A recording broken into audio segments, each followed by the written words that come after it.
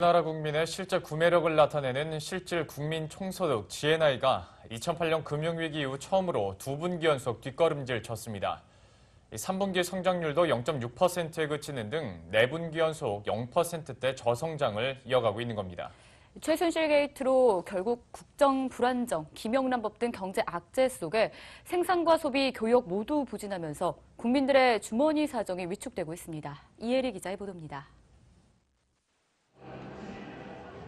국민들의 실질 구매력을 나타내는 실질 국민총소득 GNI가 마이너스 성장을 기록했습니다.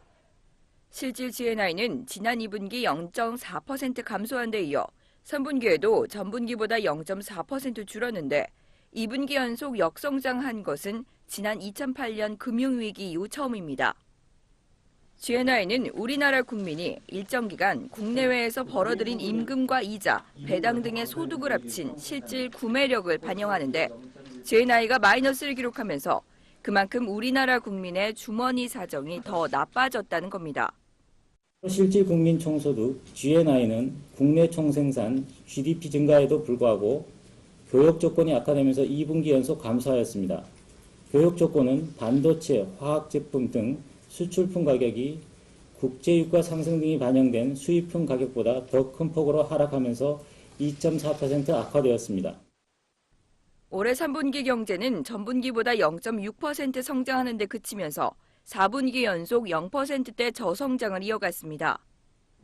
0.7% 성장으로 발표됐던 10월 속보치보다 0.1%포인트 하락한 겁니다.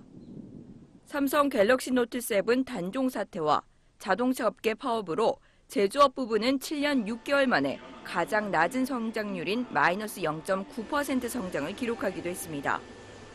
4분기 경제지표 역시 암울하기만 합니다. 10월 전체 산업 생산은 0.4% 감소해 2달 연속 줄었고 지난달 공장 가동률은 70.3%에 그치면서 IMF 외환위기 수준까지 떨어졌습니다. 최순실 사태로 인한 경제심리 위축과 김영란법 시행, 기업 실적 악화와 대외 불안까지 겹치면서 하반기 경기는 더 악화될 전망입니다. 머니투데이 방송 이일입니다.